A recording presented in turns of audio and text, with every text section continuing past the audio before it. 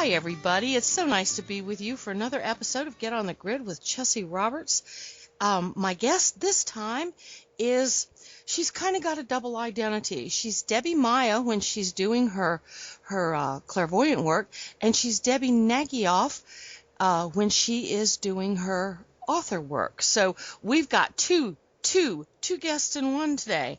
So that's very cool. Debbie, are you with me this morning in the studio? Yes. Hello. Good morning to you.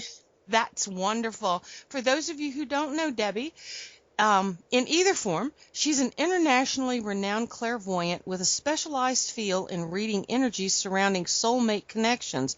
I know a lot of you are real interested in that. This often leads her to tune into past lives. Debbie also works as a writer, journalist, broadcaster, and astrologer. She gained a diploma at the Mayo School of Astrology.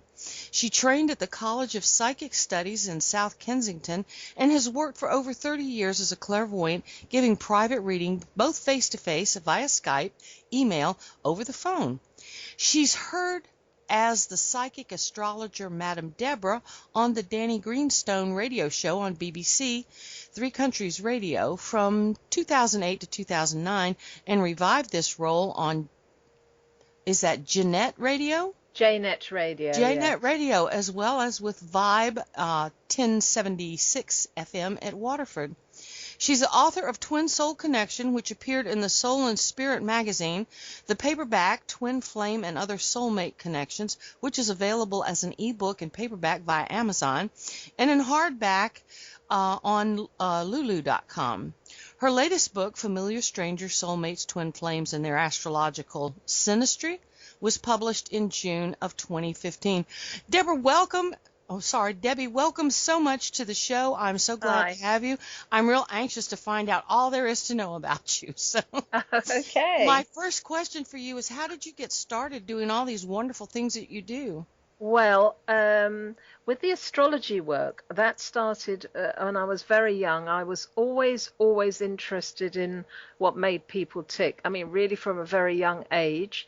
There's a comic in the UK called Bunty, and it was a young girls comic, and always in the Bunty Annual, which obviously came out once a year, they had astrology, and I was really interested in, I'm an Aries, and I was really interested, and then it led me later on to kind of go more into depth into that side of things. So that sort of developed first, and I went as far as I could, and I used to go every fortnight to meetings in London, in Pall Mall actually, and to the Astrological Association meetings. The psychic side, I always felt I had that in me, and in the very early 80s I was engaged to some guy, and it didn't work out. I'm using the word guy because I don't want to use another adjective. I think when people have breakups in their lives, or they have things that happen that they want an explanation to, they want to find answers. And it led me to go to the College of Psychic Studies, which is a very well-known psychic institution in southwest London. It's actually very close to the Royal Albert Hall, right behind there. And I did a mediumship course. I developed my mediumship. Other people kind of, when they started this, they developed as healers. It was one of those things that, suck it and see, as they say. And there was a few quite well-known people on the course, but we were all there to learn, and I kind of developed that over years, really. And back in 2009, I was still doing readings, but I was working in the legal field. I was a legal PA since 1990, working mainly for very large law firms in the City of London, and in 2009 I was doing a lot of contract work, and recession had bitten very deeply here, and I was finding that that sort of work for me was drying up.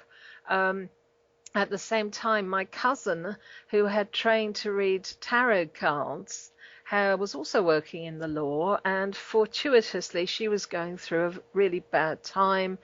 Um, I say fortuitously because she was quite happy there up until a certain time, and then somebody was brought into the firm who was kind of watching her. So it was like a line manager, and these two hated each other. They really hated each other, Oh and it was dear. getting worse, and there was very sort of vitriolic emails going back and forth, and it was getting worse and worse. And I said to her, look, why are you there? I mean, she was in her late 50s at the time.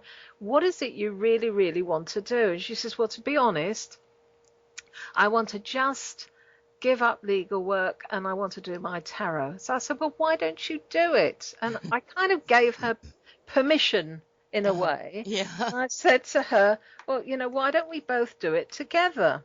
And this is what we did. We formed a partnership, and we started putting on, apart from our sort of separate work, she works on a psychic hotline, and she also works in a shop in northwest London, doing readings.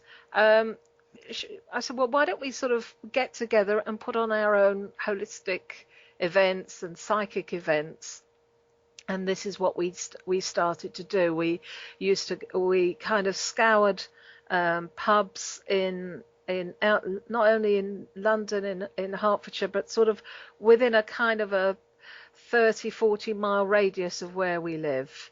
And we started putting on a lot of events. It was quite hit and miss, actually, because the pubs here have gone through a great change. They don't allow smoking, so which I'm glad about. I mean, not that I go to pubs, but It's nice to be able to breathe wherever you are. well, it's absolutely. So they stopped that, and it's meant that a lot of the pubs have closed down, or the managers changed. So it was very, very hit and miss. So sometimes we'd go somewhere and it would be absolutely fantastic, and other places we would, we may do that location again maybe 3 months later and find that one or two people turn up, which was a waste of our time. We put on a few holistic events, which sort of incorporated therapists doing all sorts of wonderful things, astrologers, psychics, etc. And again, when you're putting on an event, you're the one that gets the flack if things don't turn out, and then you can only do so much advertising, and basically you can't know months ahead of time whether somebody else is having an event a mile down the road. So things change and evolve, and I always feel that it's for a purpose and for a reason, and you really don't know what the reason may be until maybe a year or so down the line. So where I am right now, I'm doing my own private work, which thankfully is very busy. I'm also on a zodiac hotline, a psychic hotline, which, although they're based in New Zealand, I'm on there. I'm got my books out, and I'm working on a New Age directory at the moment, which I hope to bring out at the end of the year. Well, gosh, I wish you had some project going on to keep you from being bored and golly day. People say I'm busy. I think you've got me beat there.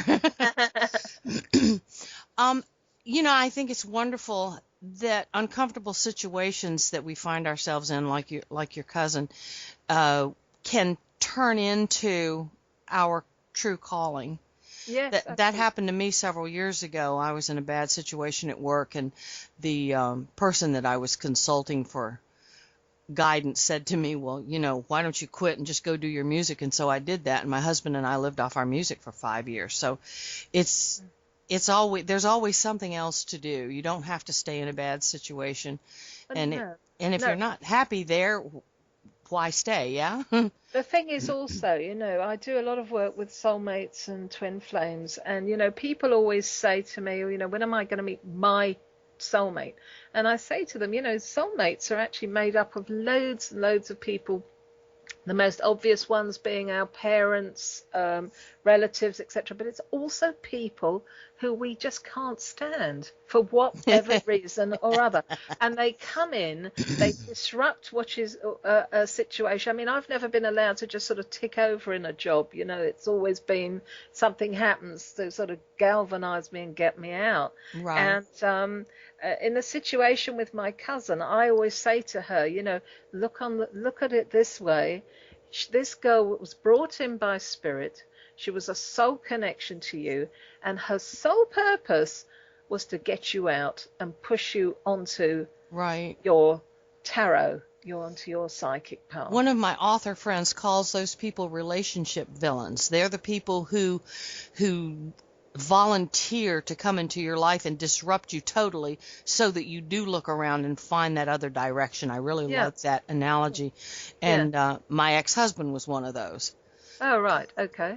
Yeah. So that kind of helps you be able to make sense of the whole thing and not hold them in such contempt, because they were there for a reason. They did their job, and you loathed what was going on, so you changed your direction, and I really like that. One of the things I'd love for you to clear up for me, please, please, please, please, please. I hear so much about this soulmates, twin flames, all that sort of stuff. Is it the same thing? Are there differences? What is that? Why is it important? Okay. Well, we only have one twin flame, and if we're very, very lucky, we meet them in this lifetime. The soulmates is a kind of more generic term, Chessie, for, as I said before, parents, best friends, people we just click with, people we work with and we have a good connection with, people that we feel we kind of recognize on a very different level. I have a very close friend. I met her back in the late 60s. She came to my school, and we came from very, very different backgrounds. And I remember I was in a pottery class, and she came in, and she was introduced. And within about 30 seconds of my talking to her, I realized we were so on the same wavelength, and I said to her, we're going to be friends for a very, very long time, and we're still friends today. I mean, it's over 40 years. Gosh. And we do meet these sorts of people, and they're the type of people who we may not see for years. We may pick up the phone once every 6 months, but when you pick up the phone, it's as if no time has gone. I have met some of these people as guests on my radio shows. So I understand completely what you're talking about. Just all of a sudden, there's an instant rapport there. It's so instant that you feel, I get her, or I get him, he gets me, and that's maybe all that it's about. I mean, with the twin flame, obviously there's soul connection, and they are the kind of people who, when you meet them, it's not only kind of an electrical moment or one of those thunderbolt moments, but you realize that that you've been connected all along, and that there is, I think the thing that sets it apart from the regular soulmate connection is that with twin flames, there's a huge amount of synchronicity that surrounds it. There's also a huge amount of love, but it may be that there's a lot of comings and goings, and inevitably one in the connection is what we known as the runner.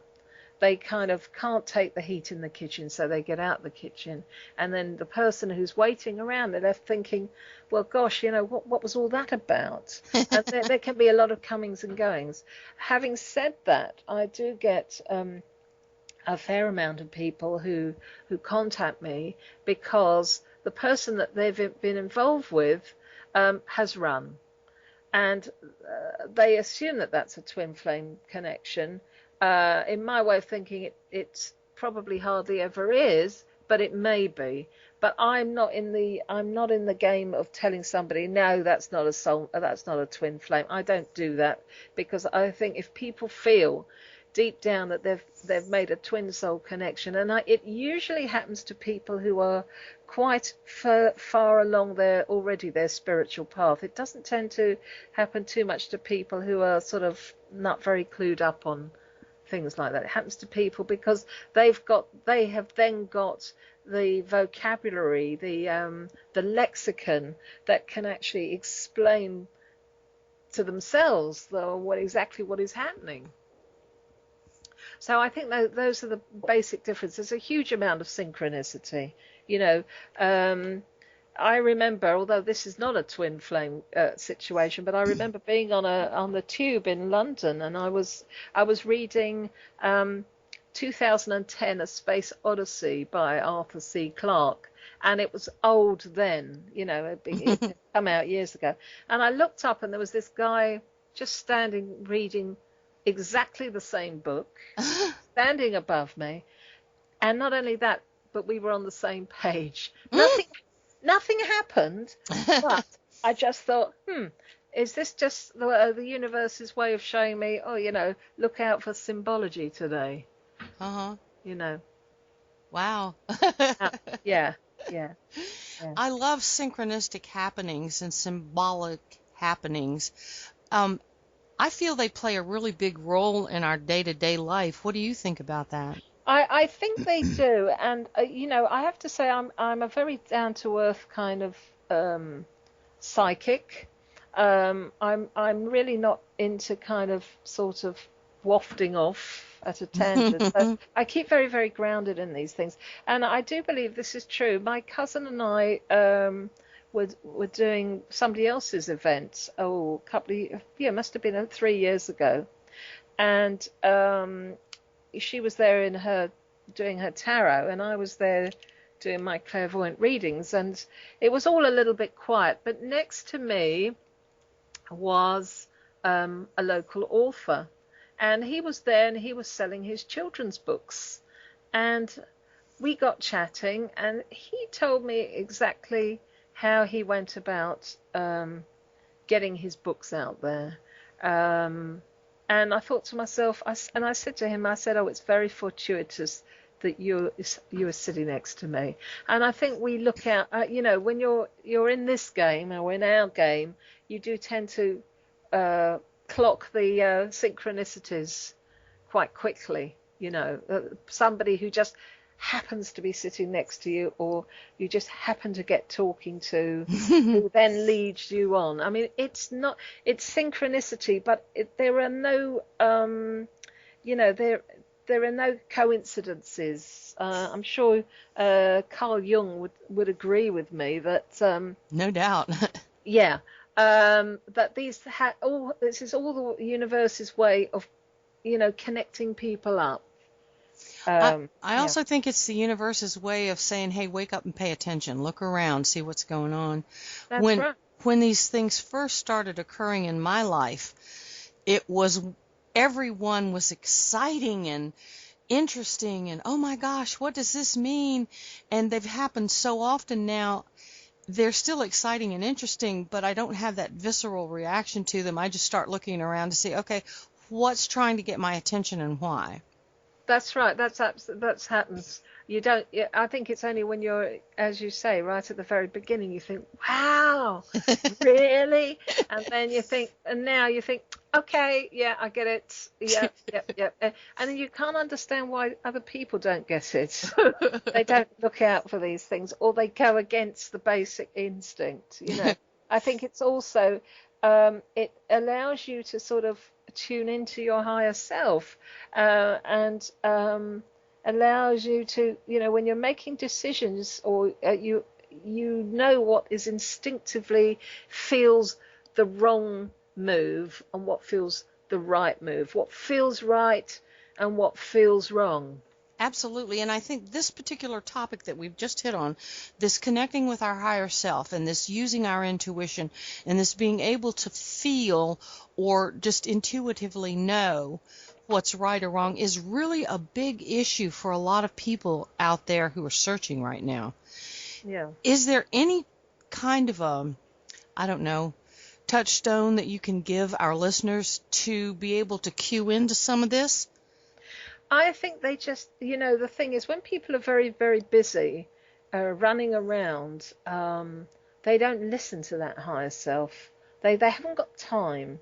The other thing is that some people don't trust that basic instinct. They go against, and some people go against it deliberately because they think, well, my life hasn't been great. I don't trust that.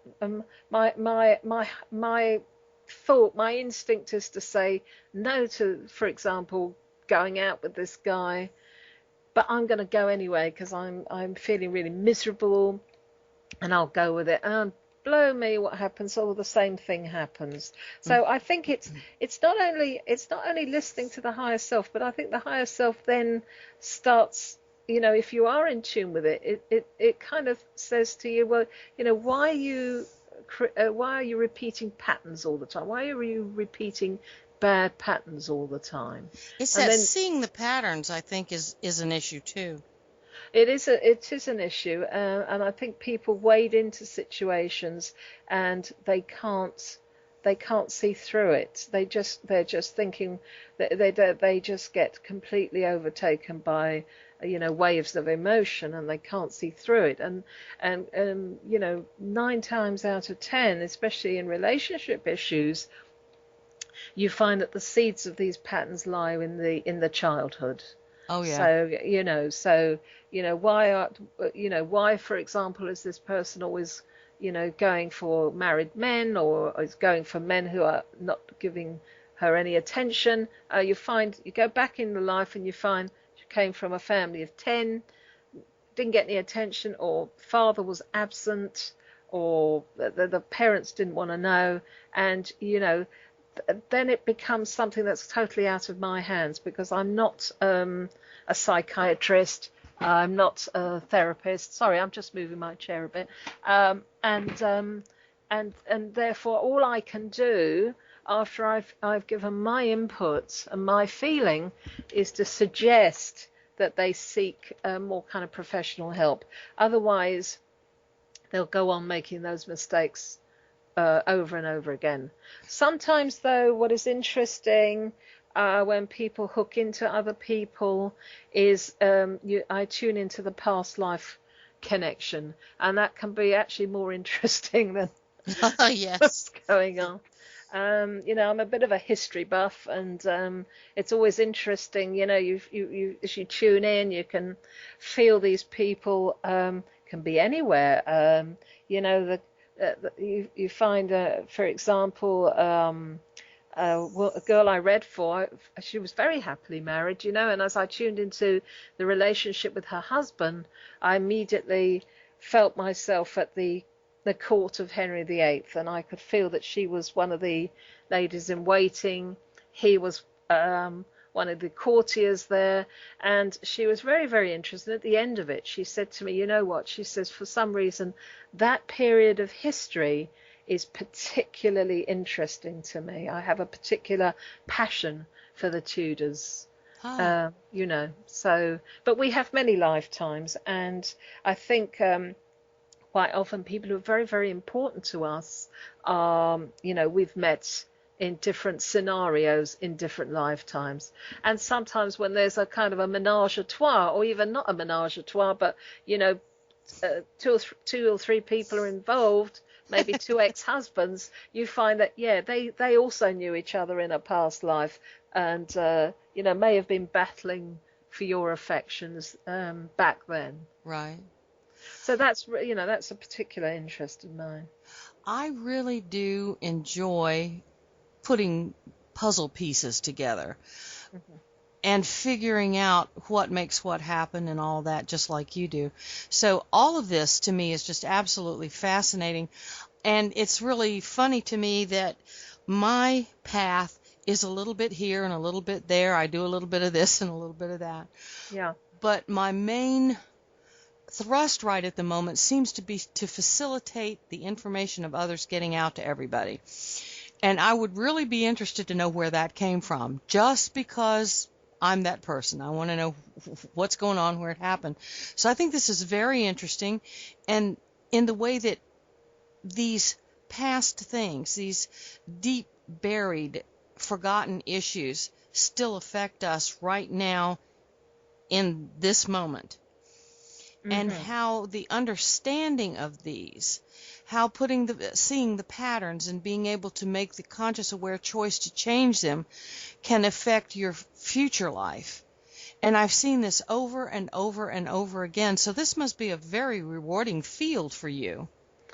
Yeah, it is. It is very, very rewarding. But I think, maybe you and I are just old souls, Chessie. Maybe we've been around the block a few times, and it's brought us to this place. Well, I love where my life goes. I meet the most interesting people as guests on the show, like you and the others that I've had. I've gotten some wonderful information. Doors have opened for me in my understanding of things. Windows have opened. All sorts of things have happened, and I just absolutely love it. So I'm just very, very tickled that you've come into my life at this moment. And I love this subject, but I want to get over to your books. I, too, am an author. I have one whole book out, and I'm writing another one. So I want you to talk about your books, and you can do them in order, any order you like. I just want everybody to know that they're out there because they sound fascinating just by the titles. Okay, well, aside from the fact that I've got a number of children's books out, which they were actually stories that I wrote when my son was very, very young, and I used to read them to him. He's 21 now. My other two main books is The Twin Flame and Other Soulmate Connections, and that goes into the details of the whole kind of twin flame process, and it also has case studies. It has people that famous people who obviously have a soulmate connection. It has a bit of poetry in it, and it's a whole mixture of stuff. But it basically, I don't think people who can write a book about twin flames without having been through the whole process themselves. That would kind of make sense, I guess. Yes, because some people write about the theory, and basically, I'm not interested in theories. My theory about soulmates is probably a bit quirky. I all think that we all sort of arrived here on planet Earth at some point, and the leader of the pack said, "Okay, guys, spread out, go to any century you want, go anywhere you want. You're bound to meet your mates somewhere along the line, get to know each other, and recognize each other, and that's the deal." And with the twin flame, obviously that's something vastly special. With familiar strangers, I've always felt that using when I'm doing soulmate readings, especially via Skype, but obviously face to face at home, I feel that looking at birth charts and seeing what's going on is hugely helpful to me. There are certain signs that I look for between astrologically that point towards a soulmate connection or a twin flame connection, and I have also used case studies, and names have been changed to protect the innocents, and not so and not so innocent. Yeah. And I've also used very well-known people who on paper had the most amazing synastry connections, but what I emphasize is that before we look at the synastry, the link-ups between two charts, it's vitally important to look at the natal chart to see what that person's innate ability to have healthy relationships is like. Because no matter how great the connection, if that person is a commitment phobic, or they feel unloved and unworthy, or they're a cheater or a player, then they're always going to be like that, no matter what. One of the most interesting cases I looked at, and it's a very well-known case, is the case of Burton and Taylor, Richard Burton and Elizabeth Taylor. And if you look at this, if you look at these two people, she was obviously very stunning. She was married many times. She has huge charisma. You see what she liked and what she was like. You look at him, he was like from a huge family. Father was a miner, I believe, who had a poet in his soul, but when he got drunk, he was quite violent. And Richard Burton was, apart from being a very well-known Shakespearean actor, he was also a very well-known drunk. So when you look at these two astrologically, you can see that they are textbook stuff for having got together. Both water signs, his moon, her sun, his ascendant, her sun, etc. And you look at it and you think, these two got together. I believe they were twin souls, but ultimately there was something that destroyed it. So then what do? You look at the synastry. You see, the synastry is great. Saturn, which is the planet of hanging on and gluing people together, that was very prevalent. And then you look at the relationship chart, which is where you get all the sort of coordinates of both charts, and you put them together and you see, now this is where it came undone. And you see a lot of clashes, a lot of jealousy, a lot of pulling apart, coming back. And I believe that's how they were. I mean, they were really fighting, and he was jealous of her, she was jealous of him, and inevitably that pulled them apart. But it's also, I look at very well-known couplings, well-known partnerships, people who have chemistry, that's indefinable something. I use, for example, Jack Lemmon and Walter Matthau. I think they had huge chemistry, fantastic. And there was a few other well-known people, but ostensibly it's really about my case studies, what I found, what brought people together, what pulled them apart, and so on and so forth. So it takes the idea of the twin flame and other soulmate connections, but it takes it, one step further and looks at it astrologically. So then the book becomes, I talk people through it, so that it gives them a very basic of astrology and where to go to how to set up their chart. I mean, in the old days when I used to do charts, I had to use, before the advent of the internet, I used to use logarithms and all that sort of stuff. But nowadays you can go to astro.com and you punch in all your information, and hey presto, you've got a birth chart. So it's quite easy. Well, the trick comes into being able to read the thing when you've got it. Yeah, absolutely. Those charts just kind of make my brain go, duh. Well, I get a busy signal. Yeah, I mean, there's a lot to consider and to decipher, and then you've got. I'm looking at it not only as it is, but I'm also obviously using it from the psychic point of view. I'm using that sort of higher self to kind of tune into the chart as well. Sure. Yeah, that's why I'm glad there are people like you out there who can understand what all that means, because somebody did a birth chart for me once and handed it to me, and I've still got it, and I still look at it and get the busy signal because I don't understand it. Yeah, that's a bit they should have explained it to you at least. Well, in all honesty, she did.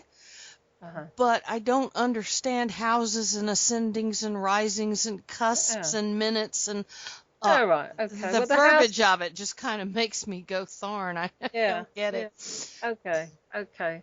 Well, that's probably the subject of another program, but that sounds good to me. Yes.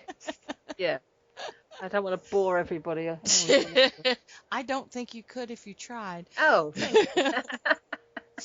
Well, can we talk some more about the soulmates and the twin flames? Sure. I get the differences. I'm wondering if there are, and I think I've asked you this before, but I'm going to rephrase it and ask it again. Okay. Are there ways that we can kind of cue in everyday life to figure out just, I know it'll be very superficial, but if anyone that we run into is either one of these things, and should we keep them around or just kind of let them go, or what do we do with this information? Well, I think first of all, we don't do that at all. I think we just go out and do what we have to do. Otherwise, we'll be looking at everybody, from the checkout guy and the security guy in a rather strange way, and then we'll get ourselves arrested. So I think the best thing to do is not to do that, because the universe in its infinite wisdom is the one that kind of pushes people in our path for better or worse. So, people sometimes say, when am I going to meet my twin flame? Well, how long is a piece of string? The answer is, I don't know. You're lucky if you do meet your twin flame, and you're lucky if you connect so much that it turns into something amazing. But, quite often, those of us who are well along our psychic path, who meet our twin flame, it's bloody inconvenient. Sorry, you can bleep that out. That's all right. Because it tends to happen when one or other of the people are in another relationship. And that's what I've found with case studies.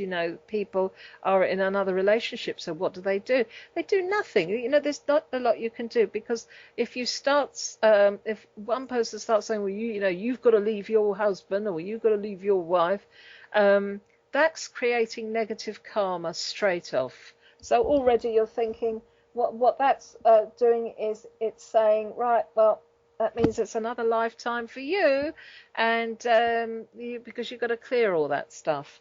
And quite often when we meet our twin souls, we've already still got karma to clear. So you have to wait for the natural order of things, and that may take a month, a year, 10 years, 20 years, 30 years. What do? Do you hang around? No, you get on with your life, because you have to. That's what we do. We can't put our life on hold. I've written an article which appears on my website called I've got my wrong teeth in today. Called the Twin Soul Waiting Room, and it's just about that. It feels like a doctor's waiting room. You go, well, when is he going to call? Is he going to return my email? Is he this? Is she that? Is that? And it's very humiliating, because you find that the person who's further along their spiritual path is the one that's doing the hanging around. Meanwhile, the runner's gone off. They maybe have gone off and formed another relationship, and they have no idea what's going on, But all I can say, and people remain connected, and it may take many, many years before these two may eventually get back together again. And that's why, we don't know when they get back together. It's up to the universe to kind of sort out all the pieces of jigsaw here. It may be that a friend of mine I used to work for in the law, she'd been single for many years, and she'd gone out with a variety of people when she was in her 20s. It took 25 years for her to re-meet up with a guy that she'd dated, probably back in the 80s. And he'd gone through a marriage, she'd gone through a marriage. He had kids living sort of Midlands, around Nottingham area. It's D.H. Lawrence country. And she was, down here in Hertfordshire. And they, through him talking to a friend of a friend, they got together and they started dating again. And they reconnected and they got married and lived happily ever after. Sounds like Last Tango in Paris. Absolutely. I mean, in Halifax. Yes. The reason I ask the question is because I get it asked of me so often. Yes. What's wrong? Why can't I find this? Why do you think it is so important for people to connect to other people? Why are we obsessed with this? In my personal life, I just kind of want to kind of let go of all of it and let the universe drive the bus, because I don't have time to suss it out and all that sort of thing. And I'm kind of happy where I am too. I guess that's another part of it.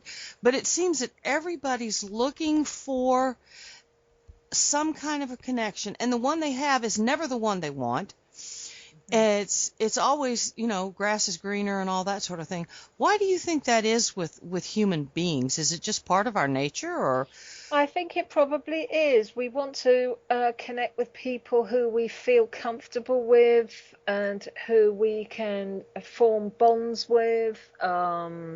Maybe what we've got is maybe not enough. And I do believe that we can't get everything in one person. I mean, I'm happily married. But as I'm sure most people will know, marriage isn't easy, relationships aren't easy, but you find a way of working. He wants to work hard, which he does, and want to watch the soccer. Fine, okay. This is the and he's not English. My husband is from Israel, but he supports Liverpool. Fair enough. Want to watch them go down the pan, but and I can't do that. I can't watch soccer. I do watch some, but it's not for everybody, and for some people that's a huge deal, and for other people it isn't.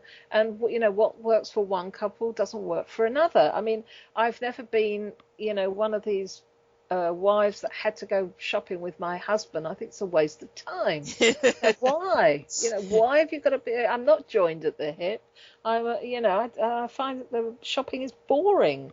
I want to I tend to go out to the theatre when I can, and I hang out with a lot of my friends are sort of writers and actors and stuff, and clairvoyants and work I do, and a few lawyers chucked in, and my husband tends to hang out with a few Israeli friends he knows in the area, my cousin, and he just likes he's a typical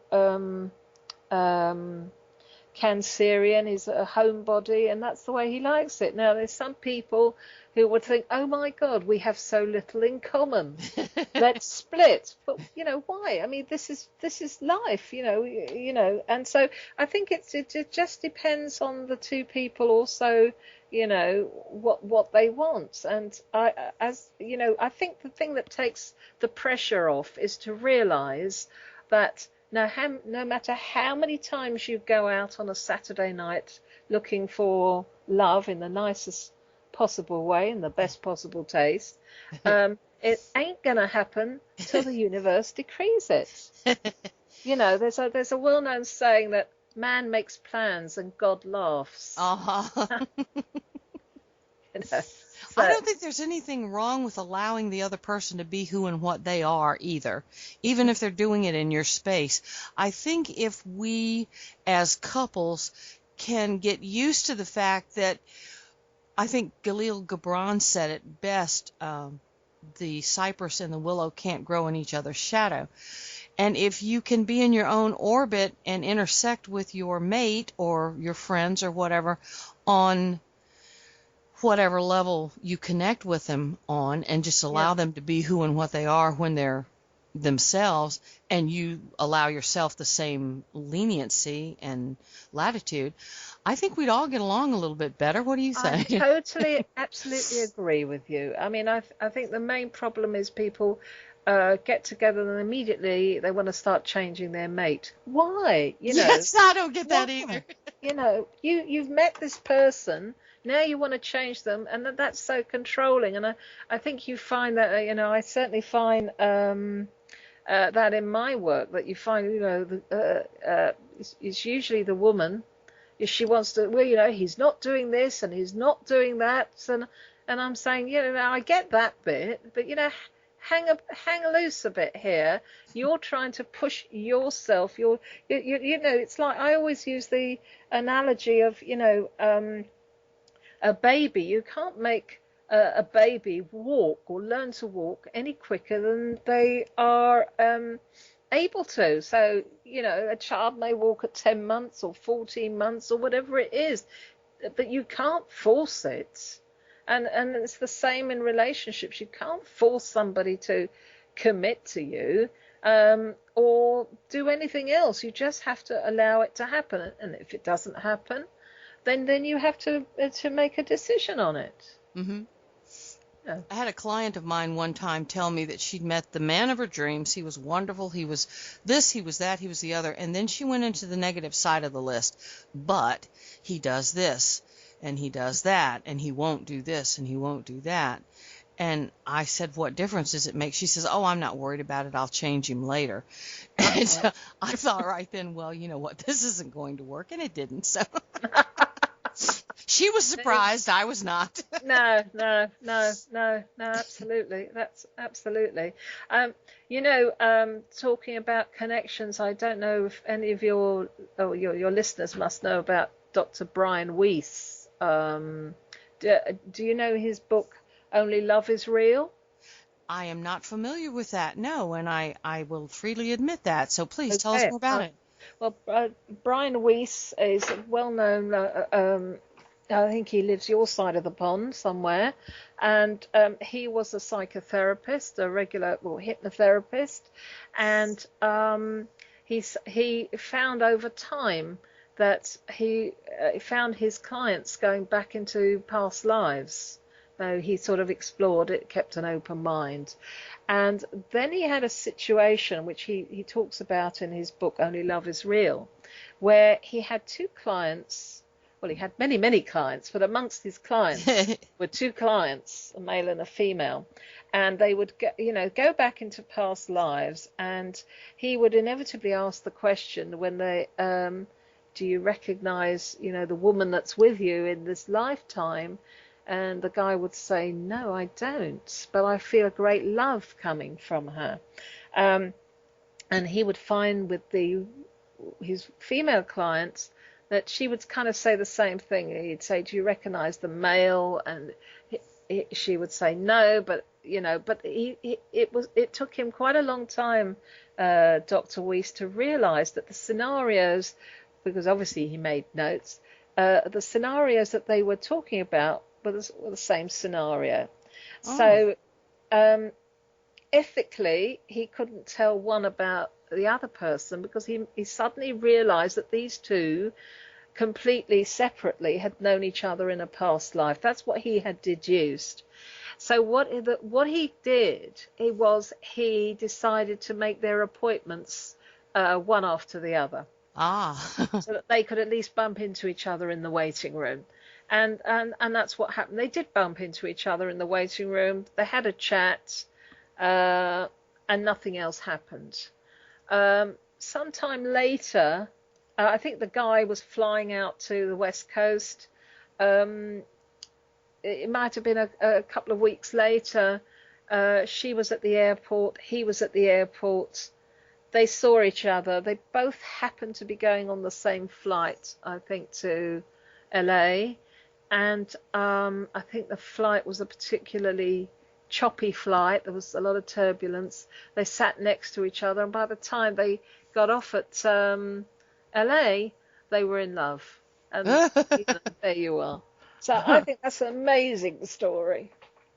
That's kind of what I was referring to when I was saying just let allow the universe to do its work. Exactly. You can't plan for these things. Yeah, quit trying to be in charge all the time. It's exhausting and it doesn't work well. Well, that's it. And stop looking. Just go and enjoy yourself, because otherwise you don't enjoy yourself. You spend your whole time kind of, looking and thinking, and then the energy that comes out of that is one of desperation. So that's an immediate turn off anyway. So absolutely. Absolutely. Well, this has just been fascinating, and I would love to continue, but we're almost out of time. But before we go, I would ask you, of all the things that we've talked about through the whole show, what's the one thing that you would like our listeners to take away from this and actually embrace and use in their daily life if they don't get anything else? Okay. I think is always listen to your instinct, always listen to your higher self. Don't look for your soulmate. Don't look for your twin flame. Let things happen. Live in the moment and embrace it, and let the universe take the strain. That's what I would say. I could not agree with you more. I tell people that all the time. Well, I really have enjoyed having you on the show, Debbie. I would love to have you back, and maybe we could do some live readings or something. I'll have to figure out how to do that, but I think that would be awesome. And I know my listeners would love that. Just get them to call in, and I will do it online. I've done it before. Okay. And any of you listeners that would be interested in doing readings with Debbie, if you would email me at Chessie@ChessieRoberts.com, or you can email me at EOS4me@ymail.com. I can get you in the queue for this, and when we plan our next show, I can let you know, and we can get you on and see what we can do about it. I want to thank you, Debbie, for being on the show. It's been wonderful. You're very welcome. And I thank you all for being with us. All of Debbie's contact. I can't talk all of a sudden. I think I've got the wrong teeth too. You think another cup of coffee? Yeah. All of Debbie's contact information will be listed on the write-up for the show when I get it published. So don't fear that we haven't put that out there. I think it's easier to read and copy and paste than it is to try to remember it. So I want to thank all my listeners for joining me for the show. If you'd like to send in a question, suggestion for a topic you'd like for me to cover on the show, or to get in on Debbie's next reading show, please send your question, your suggestion, or your request to me at Chessie@ChessieRoberts.com, or you can use the EOS4me, that's the number 4, at ymail.com. And you can find all of my information at ChessieRoberts.com, all my classes and programs and everything. My music is at archersmeadow.com, and you hear the music at the beginning and the end of the show, so that gives you a little hint of some of the things that Archer's Meadow used to do and does now. And my book, Evolution into Self, From the Puppet to the Master, my evolution from the cradle to the grid, about my awakening and how frequencies and vibrations have guided me through my darkest times and brought me out on the light side of things. You can find that on Amazon.com. So thank you for listening. Please come back anytime to hear Get on the Grid with Chessie Roberts. Have a great week. Bright blessings. Good day.